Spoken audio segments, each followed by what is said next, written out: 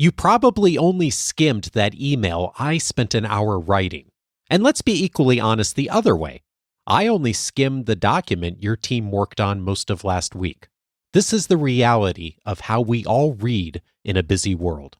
In this episode, how to write so that people actually read what you send. This is Coaching for Leaders, episode 666. Produced by Innovate Learning, maximizing human potential.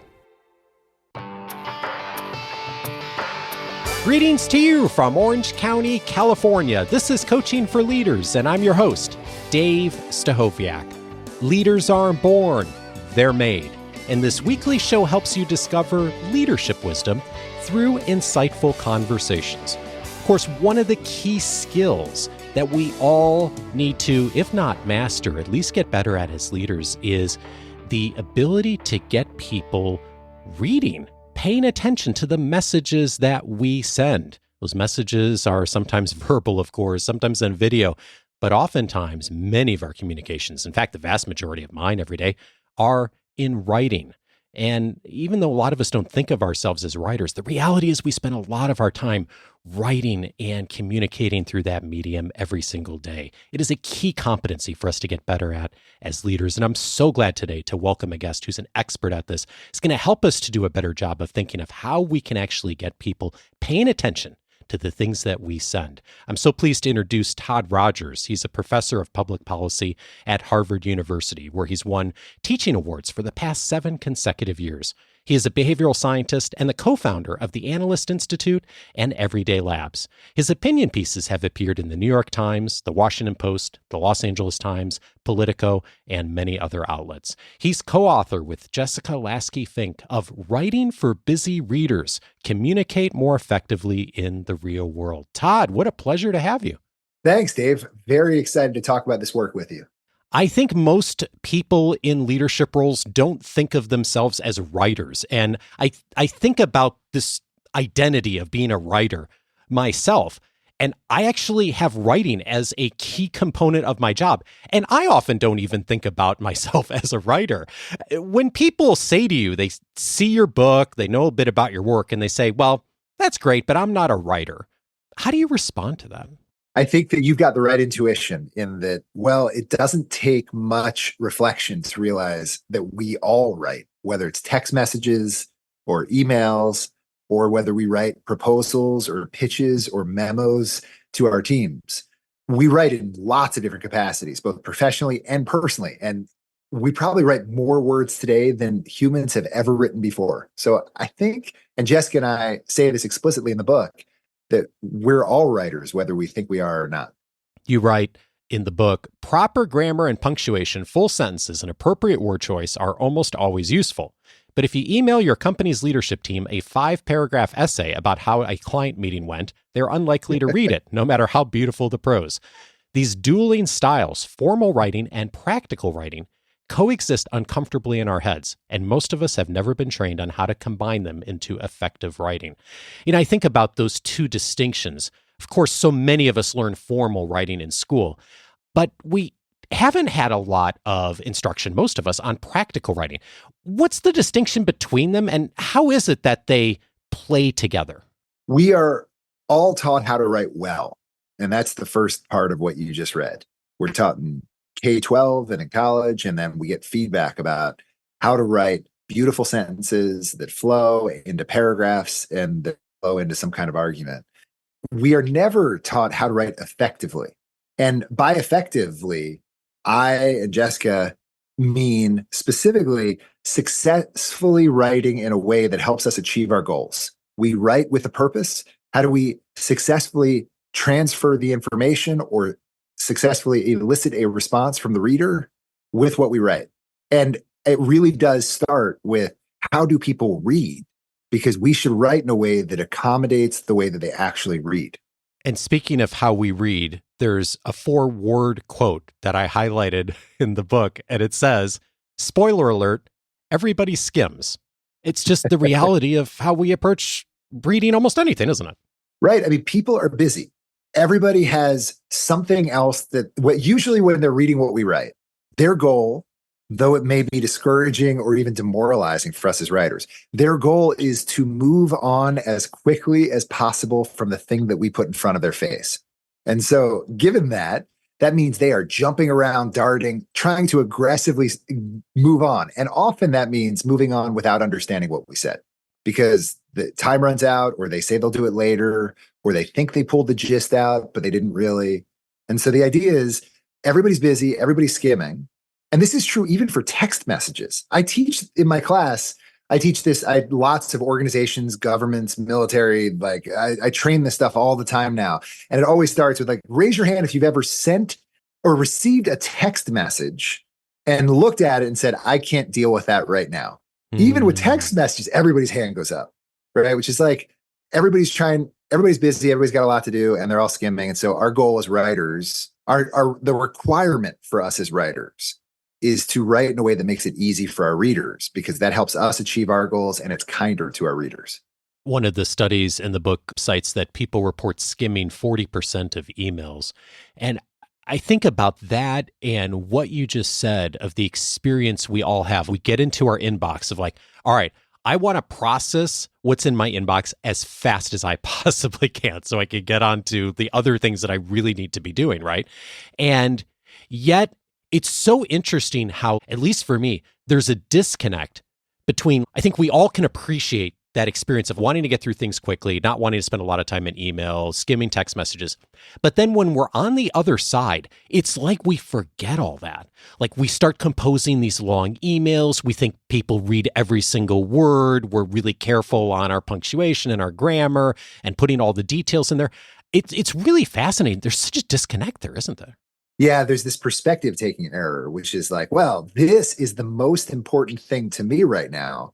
So it will probably be the most important thing to you when you read it. Yeah.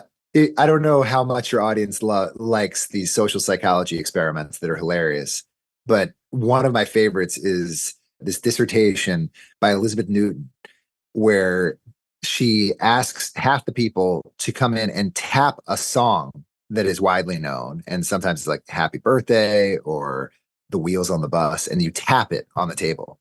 And you predict what percent of listeners will be able to figure out what song you're tapping. And invariably, it's like 90% of listeners will be able to understand my song. And then they then play your song for other people, and it's less than 2%. Mm-hmm. And we just are really not awesome at imagining ourselves on the other side. And in the case of writing, as you're noting, when we're writing it, it's important to us. So we mistakenly think they'll probably read it as carefully as we're writing it. I find myself making this error all the time, and we may talk about some of the examples where I've erred, but this book is really brilliant at helping us to like get on that other side and take that perspective. And one of the key principles that you talk about in the book, in fact, it's the first principle, is that less is more. And one of the key invitations you make is to use fewer words. And I'm quoting Jessica and you now. You say, in one study, we sent 2 versions of an email to 7,000 school board members across the U.S. requesting they complete a short online survey. One email was 127 words. The other was 49 words. The concise email yielded nearly twice as many survey responses as the wordy email, a 4.8% response rate instead of 2.7% response. There's example after example of studies in the book of how significant is just cutting down the number of words makes as far as how people engage. Yes, there's a second half to that study that I think we talk about later. And this is a consistent pattern also. We have never found that fewer words is worse when it comes to eliciting a response or helping people, getting your readers to actually read. But the interesting second half is that consistently people don't have that intuition. When they read both, they either think they'll perform equally or they think the longer one will be more effective. Read meaning like we get someone who's unrelated, not the writer, not the recipient, to read both carefully. We are prompting you to read both. And now tell me which one's going to be more effective. And very often they think the longer one will be more effective because it's more respectful, it's more detailed, it's more content, it conveys more information. But that intuition is wrong because they're not putting themselves in the perspective of the reader, whose goal very often is to move on as quickly as possible. Yeah, and knowing how bad our intuition tends to be on this, especially when we're the one who's sending the message. What do you find is helpful for people who actually get beyond kind of like okay, I understand this like theoretically, but actually start taking information out? And I know you work with a lot of organizations to like help people get messages to be more concise. What actually works to start doing that in practice? So a good exercise that's kind of fun, and Jessica and I did a study that we reported in the book where we were working with a big organization that communicates with journalists, 50,000 journalists, to give them information every week to help their reporting. And they are writers, the people running the organization and writing their newsletter and reports. So they're excellent writers, they're experienced professional writers, and they approached us and like, hey, we're done with our latest report and newsletter. What experiment would you like to run? And I said, with 30 minutes, you just spent probably 20 hours or 10 hours writing this thing. With 30 minutes, cut it in half in your own writing, so as well as you can. So like just the exercise of cutting 50% of the words. Then we'll run an experiment with your 50,000 people. And so they did. With 30 minutes, they cut it in half. And then we had a version original and then a version concise. And we did the experiment, and the concise led to twice as many journalists using the content they developed. Oh, wow. And so like the idea, you ask like, how do we do it? I think it's a productive exercise to actually just see if you can cut it in half. And then afterwards, once you've done the work, look at them. And if you can test them. But if not, I'm going to say, please vote for the shorter one. All right. It's so funny you mentioned this because I sort of did my own little mini study this week unintentionally. I had an interview earlier this week, and I sent an email to the guest the day before, and we got on the line, and she said, "Oh, I know you sent me an email. I skimmed it, but I can't remind me what." It was like one of those things. And by the way, I hear that a lot. That's not an uncommon thing. And then I was emailing you yesterday, talking about our conversation on less is more, and I thought, well, it'd be pretty ironic if I sent you a long email, right? So I pulled up the email after I had written it, and I said, I'm going to take 2 minutes and see if I can make this email way more concise than it normally is. And I went back and looked, and the email I sent to the other guest was, 293 words. The email I sent to you was 161 words. So I cut out almost half of what I normally send. And you replied right away, and you referenced, I know you read the whole email too, because you referenced something I said in the very last line of the message. And granted, it's a study of two, right? But I just thought, wow, just in my own experience this week of like me stopping for a minute or two and pulling out 40-50% of the words that I normally send made a huge difference in just how someone else responded to something I thought was important. I see that. I know that it is just 2 people in your experiment, but yeah. You can look at my inbox to see that I am not a swift responder to most of the messages that are sitting in there. Yeah, that's great. I'm sorry that I caused that kind of angst for you.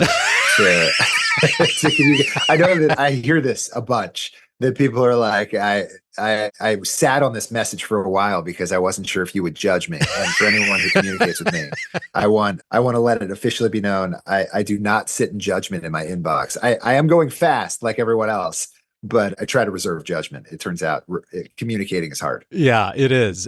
And that's why, there's so much, we're just going to be hitting on one piece of the book here, but there's so much just in this less is more principle of like, one is use fewer words, right? Like just starting, taking 30 seconds a minute, not on every email, but like the ones that really matter, the message you're sending to your board, the message you're sending to your top client, the message you're sending to a key stakeholder, like take 30 seconds or a minute to see, can you make that more concise? And one of the other messages that I love in the book is include fewer ideas, which is different than including fewer words. And I'm really fascinated by, in fact, the most fascinating thing to me in this book is a study you mentioned of a fundraising email that you worked on that went out to in a political campaign. I think there were like 700,000 donors.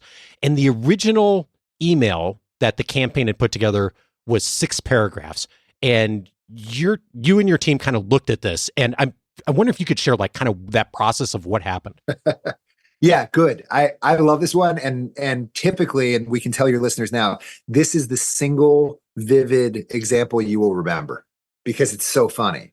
But I just want to situate us. Less is more is one of the 6 principles. And in it, there are 3 rules. One is fewer words, which anyone who's read Strunk and White, The Elements of Style, it's just right on the team with omit needless words. They said that's cheap, easy, and you should do it. Instead of saying the reason for this is, you could just say because, or in order to, you could just say to. It's faster for readers. It's easier. It's more likely they'll respond. That's cheap and easy. The harder one that requires more judgment as writers is not just omit needless words. It's omit only kind of useful ideas. And it really requires like a deep internalizing that the more you add, the less likely someone is to read and respond. The optimal number of ideas or words is not 1, right? So you know your context, you know your goals, and you have to try to achieve those within that context. But all that said, on the margin, every additional thing you add decreases the likelihood someone will read and respond. Mm-hmm. And so it's just judgment calls. And so this experiment you described that is, I love, and I'm glad that you flagged this one. It's with, we'll just say, one of the big federal parties in the United States, the federal political parties in the United States. And I get a call one day and they're like, hey, we've got this fundraising email going out. What experiment would you like to run? And again, maybe listeners will have the same experience. These are great calls and great emails to get because I always have little random ideas that I'm like, try this. And these guys, we didn't have enough time. They said we have 5 minutes until we have to send this fundraising message out. Oh, wow. To 700,000 donors to the party. And I'm like, okay, well, what if you just arbitrarily delete every other paragraph? So every paragraph had some new factoid or idea about why you should donate to this party and why this election is so important. And so we're just like arbitrarily delete every other one. So it's now paragraph 1, 3, 5 remains, but paragraph 2, 4, and 6 are gone. And we have independent people read both, and they agree with my read, which is that it's incoherent when we have deleted every other paragraph. Yeah. So it used to flow as a 6-paragraph message. Now it's this incoherent adjacency of paragraphs that are unrelated to each other. And we run the experiment with them, and still the shorter one that's incoherent raises 16% more money for the party. It's amazing. The incoherence is what I think just so delicious out of that study.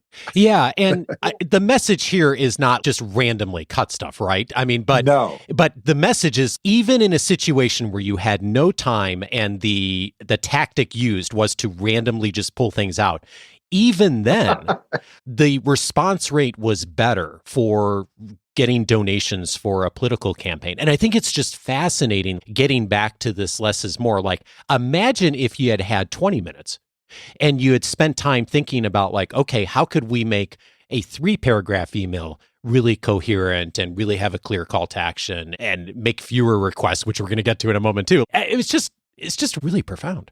Yeah, thank you. I do want to we're going to walk this all back as this advances, right? Because it doesn't fit every context, and it doesn't fit every sender, and it doesn't fit every recipient. I am at a university, and our dean will often send long-ish messages to everybody. And I will say generously that not everyone reads them closely because they're very long. And I work with the dean's communications office, and I'm like, hey, we could probably start by just like cutting these things by 90%, and then you'd be more likely to have someone read them. And then the dean's office was like, well, we have a lot of considerations other than just maximum readability. There are a lot of political stakeholders who want to see this paragraph in or this paragraph. There's just different constituencies with different messages. Yeah. Or with different sections. So we could think of them as ideas, each paragraph, but like each section or paragraph speaks to different stakeholders. And so they can't really. I was working with someone who works in the CIA on intelligence assessments, and they were saying our intelligence assessments have to be 70 pages because like that's just the norm. And if I were to write a 30-page intelligence assessment, my colleagues and my boss would think I didn't do my job. And so there's constraints that make these things not viable, writing less to make it easier to read. So there are other strategies that one could use in each of these settings. So like for our dean, we made it so that the message started with one paragraph of, I'm writing to you with these updates, with 4 updates. Below you will see them, A, B, and C. As always, let me know if you have questions. The dean, and then a structured message that makes it easy to skim and everybody knows what it was about. Or the CIA intelligence assessments, they add headings and clear guideposts on how to navigate this document so that it make it easier for a busy reader to find what they need out of it. But the idea is, when possible, less is more, but sometimes it's not possible. Yeah, but there's so much else you can, I think I love the example of, okay, you've got a long communication that needs to go out for whatever reason, politically, it's going to be long. Start with hey, here's the 4 key things in this message. The too long didn't read, the executive summary, whatever you want to call it, right? At the top. I'm thinking about just my practice. I send out a lot of, I shouldn't say a lot, but certainly some long things once in a while. And I could do a better job at doing some of that. There's almost always an opportunity to do that.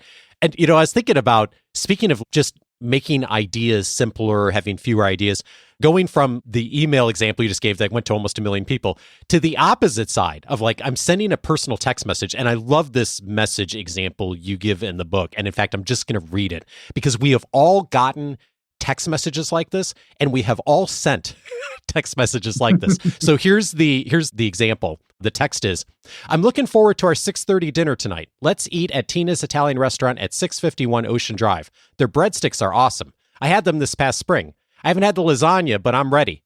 It's supposed to be tasty. Let's meet at my place 15 minutes early and we'll walk from there. Sam and Joey are going to join us at the dinner too.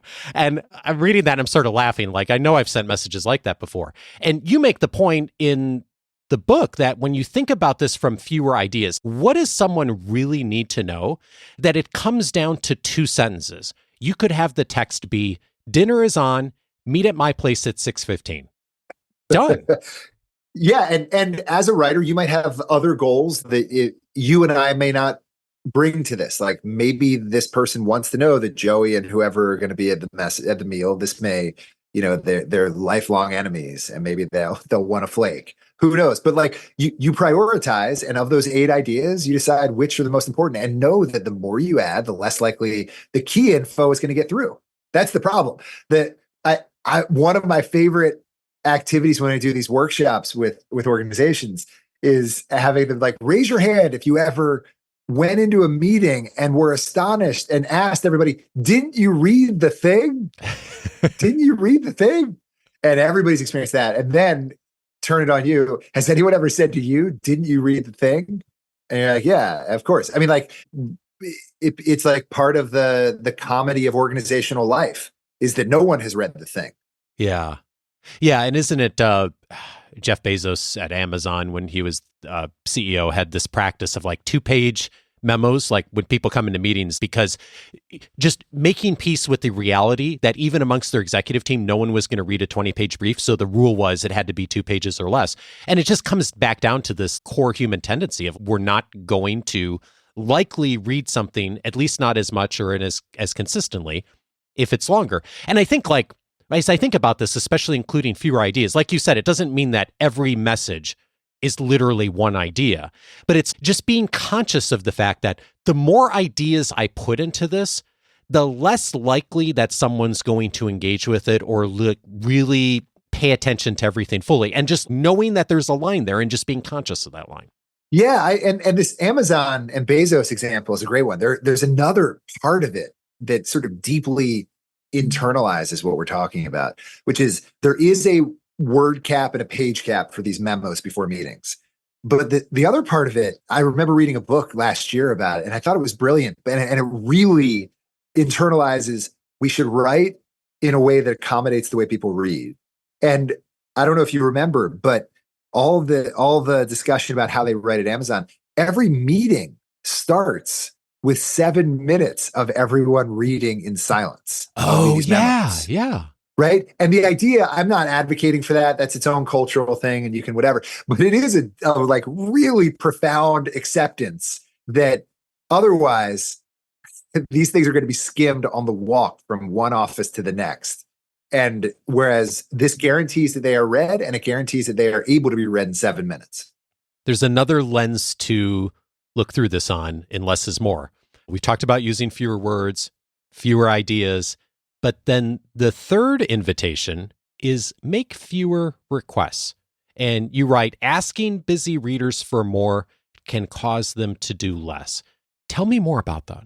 Just like more ideas will leave you vulnerable to your reader not reading, not understanding, not responding. Asking for multiple things also has this tendency of leading people to not respond. And so the mechanism could be if you're asking for 3 things, people may get deterred and they'll be like, I'll deal with this later. They'll procrastinate. Or they may deal with one of them and then get distracted.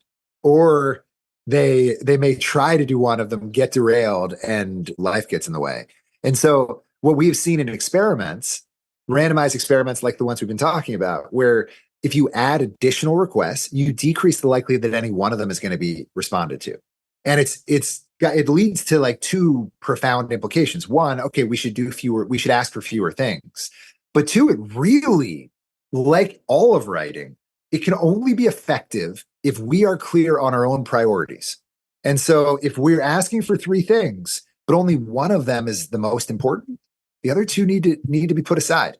And I do this. I mean, so you were talking earlier about your emailing of someone who is an interviewee on the pod. Yeah. And then emailing with me. I write the first draft and I'm like, hey, Dave, it was fun talking to you. There were 4 things that you asked that I wanted to ask you about afterwards. And I'll write my message. And then if one of them is actually really important and stands out above all the rest, it's not uncommon for me to just like completely rewrite it, get rid of the other 3. I'll side pocket them. So like, if you respond, I'll hit you with the next 3. But really, I just want to make sure the priority things get done. Is it as easy as drafting something and starting with counting up how many requests am I actually making of the other party and just thinking about like, okay, do I need to make all those requests or could I pull some of that out? Is that a starting point? And if not, what do you find tends to work? So writing does 2 things, both of which are kind of magical, but they're very different. And I think we often conflate them. The first, writing helps us clarify our own thinking. And that's great. Like first drafts look like that and journaling looks like that. But something we are sending to someone else doesn't need to be the process through which we clarified our own thinking. The second thing writing does is, and Jessica and I talk about this in the book and with a little comic strip, I think, is the magic of getting an idea from my head into some kind of form. And then eventually that idea in very close similarity ends up in your head. Like truly incredible. But the process of effectively getting it from my head to your head is not the same thing as me clarifying my own thinking. So just because it took me 7 paragraphs to figure out that what I'm really asking you is question X, I can then go through it and be like, okay, if the goal was to ask you question X, it's a different project. And then I just write it differently. Mm. And so I just like, it's worth thinking of them differently. And I think often somehow we either think people would like to know our thought process or how we got there, or we don't even think that there's something different between our thought process and effectively communicating to you. There's something so powerful about just getting it down in writing, whatever medium it is, text message, email, memo. It has a way of just starting that process, right? Of like, okay, all this stuff came out. Now what do if I can stop and actually just think about what's really important here. And it's so funny you mentioned this too. I sent a email to a friend of mine a week or 2 ago, and I sort of knew I was breaking all the rules when I sent the email because I wanted to follow up with him on 7 or 8 things. And I should have sent them in separate messages, but I actually put in the topic line, the subject line of the email, 8 random things, unorganized and unrelated, but clearly I was leaned into the hilariousness of it. And I knew it was breaking the rules, and I was like sort of laughing about it and writing the message. And then he wrote back and was like, oh, that's really funny that you sent all this and unorganized thoughts and all that. And then he still missed several of them. Which is not his fault at all. It was like totally, I even knew going into it, okay, I'm making too many requests in one message with too many unrelated things. And it's just the awareness of starting with that and then getting something down on paper and then thinking like, okay, what can I prioritize here? If I'm willing to just stop and think about that for a moment, again, not every message that we send, but the ones that especially are important, going to key stakeholders that are going to have more visibility, a little bit of time there makes a big difference. Yeah. And this is again why goals matter. So I was working with people on a sales team, and they're like, look, I also want to build a relationship with the recipient. And I want to, my singular goal, maybe right now, is I want to close this deal, but it's a long-term relationship and I want to build and maintain this relationship, which means I want to add a little personality. And you were being funny there. And so you just have to balance the competing goals. We are not robots maximally efficiently transferring information back and forth. We're humans transferring information in the context of relationships and trying to build relationships. And so, like we were saying, like there's no right answer. There's just trade-offs. And one of the things that we're really trying to drive home is that we should be acutely aware of the trade-offs. It is not costless to add more information. Yeah. It is not costless. And we pay the cost as writers in failing to achieve our goals as effectively as we could. You said the word robots a moment ago, and probably the elephant in the room that we haven't talked about is AI, because of course AI is changing a lot about how we think about creating content and what we do with it. And there's so much we could say. One starting point, though, is you have actually set up a tool that's specifically designed to help people get better at this. I'm wondering if you could tell us a bit about that, and how could folks engage with it if they want to get better at this as one of many tools they might use? Sure. AI is, well, let's just talk about generative AI for now, the ChatGPT kind of AI, or Gemini or Bard or Anthropic. The power, it's not the only, but part of the like power and revolution that they bring is that they're so effective at generating content. And that's actually the way you talked about it. We are talking about, just to flip it, we are focused on how the human reads and writing in a way that accommodates and reflects the way they actually read. We, with some computer scientist colleagues here, we tuned GPT-4, which is OpenAI's, as of the time of this recording, their most advanced GPT, on the principles, the 6 principles and the 20-something rules on how do we write so busy readers are more likely to read and respond. And then we trained it on pre and post examples of email. So we actually developed a tool on our website that is really good at converting an email that a normal human writes into one that will actually be easy for a normal human to read.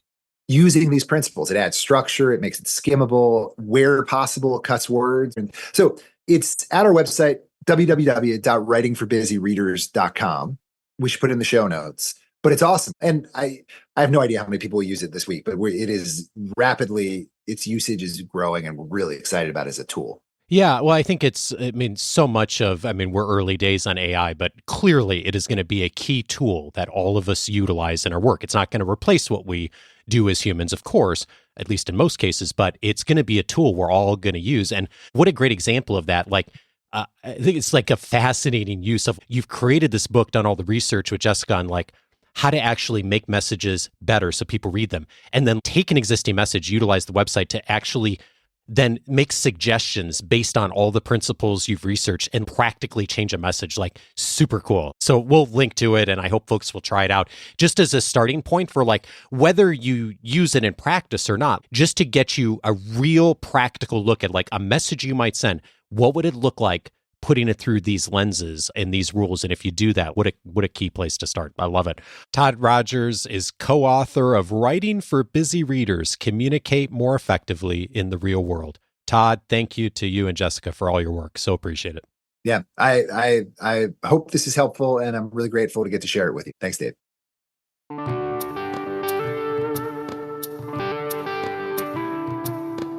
If this conversation was helpful for you, a few related episodes I'd recommend. One of the themes you may have heard in this conversation is thinking about influencing others. There's an element here of sales and marketing, right? Meeting people where they are and influencing them so they move forward and respond to the requests you're making. It's one of the reasons Daniel Pink wrote a book called To Sell is Human. He made the point in that book that we all have an element of sales in our roles, regardless of what part of the organization you work for, regardless if you're in a for-profit or a nonprofit or a government agency. There's an element of sales we all need to be better at. That's why I talked with him on episode 84. The surprising truth about influencing others goes very much in the spirit of this conversation and how to influence in a way that's effective and serves the other party well. Also recommended episode 145, Improve Your Writing with Practical Typography. Matthew Butterick was my guest on that episode. We talked about his book that's available on the internet with lots of great guidance on how to use words, fonts, practices with grammar effectively. We didn't talk about that much in this conversation. There's so much there from Matthew in that conversation that complements this well. Episode 145 for that. And maybe you heard this conversation today and you said, hey, I'd actually like to work on being a better reader of what people send, but also of the books that I'm reading. And if that's you, I'd recommend the episode with Zonka Arns on episode 564, Make Your Reading More Meaningful. We talked about his very popular book, How to Take Smart Notes, the Zettelkasten system that him and so many others have embraced and utilized. I use a version of that system for my own note-taking. We talk in detail on how to really make reading more meaningful and to capture ideas well in episode 564. All of those episodes you can find on the coachingforleaders.com website. There is a topic area under the website called Writing Skills. So if you're looking for all the conversations we've had in the past to help you to get better at your writing, I would recommend that as one of the areas inside of the free membership. And if you haven't set up your free membership, go over to coachingforleaders.com right now. Set up your free membership. You'll be able to search all of the past episodes by topic. And one of the other pieces of key benefits, rather, inside the free membership is my interview and book notes. One of the things that I'm doing every week, speaking of being concise, is trying to find what are the 4 or 5 or 6 quotes or brief paragraphs from an author's book when we're featuring a book on the show that I think are the most important, the most critical for the conversation we've had. I've done that with Todd and Jessica's book today and highlighted those. Those are all available in my book and interview notes for every episode where we feature it. So you can go and find under book and interview notes inside the free membership. You can track down all of those, the key highlights, some of my key interview points, some things we don't always get to on the show. All of those are part of the free membership, one of many of the benefits. Go over to coachingforleaders.com for more. And in the spirit of writing, you've been hearing me talk about Coaching for Leaders Plus for a while. I have been writing over the last year monthly long-form articles for our Plus members. And a few months ago, I sent out a survey to all our Plus members and said, how do I make this even better for you? And one of the themes I got back was right in alignment with this conversation today, is folks said, hey, this is working well. I'd like to hear from you more often, fewer words. And so I've changed it up in Coaching for Leaders Plus and upgraded what I'm doing. Rather than sending long monthly, long form articles just once a month, this year I've actually migrated to short form weekly journal entries that are going to all of our Plus members. So folks are hearing from me more. If you're a member of Plus, you've already been seeing those messages from me in recent weeks. And if you haven't yet checked out Coaching for Leaders Plus, it is a way for you to hear even more from me, more often, now much more concise, my thoughts, my integration of what you're hearing on the episodes that will help support you in your learning and meet you where you are right now. For more on all the details of Coaching for Leaders Plus, just go to coachingforleaders.plus. It's one of the key benefits inside of Plus. Coaching for Leaders is edited by Andrew Kroger. Production support is provided by Sierra Priest. Next Monday, I'm glad to welcome Stanford professor Bob Sutton to the show. We're going to be talking about the way to handle oblivious leadership. We've all dealt with that at some point. Bob and I will be talking about what you can do tactically when you find yourself in that situation. Join me for that conversation with him next week, and I'll see you back on Monday.